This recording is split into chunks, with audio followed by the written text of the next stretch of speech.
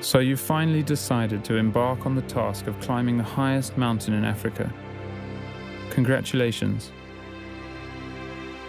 You'll be passing through 5 different vegetation zones.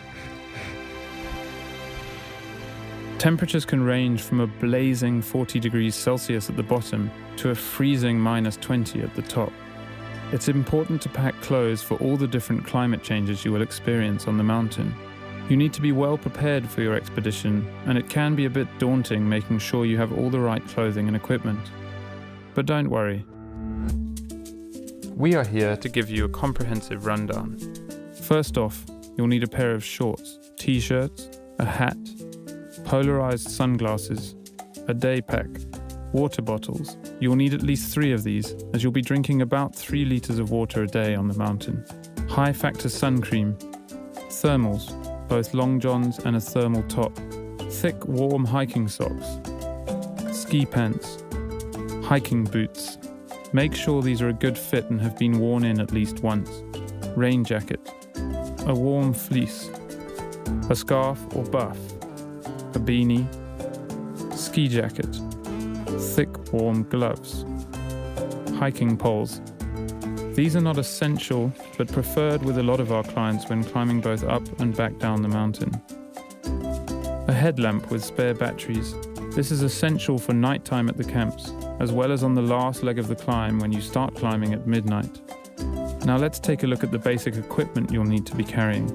A big bag to carry all your clothing. Don't worry, you don't have to lug this up the mountain. This will be carried by our porters. But please make sure the weight doesn't exceed 12 kilograms and that it's a duffel bag or backpack. A day pack to carry your water, sun cream, camera, and spare jacket. Your passport. You'll need to fill in your passport number when you first sign in at the gate, and it will be safer kept with you in your day pack. Money, preferably in US dollars.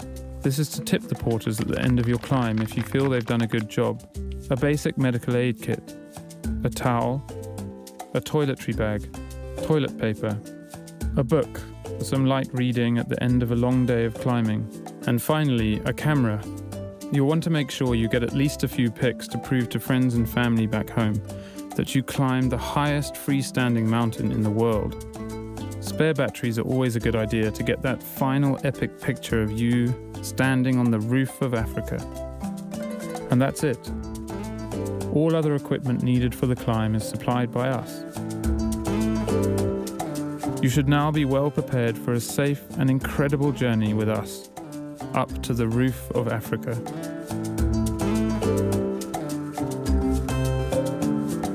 Da da da da da da da da da da da da da da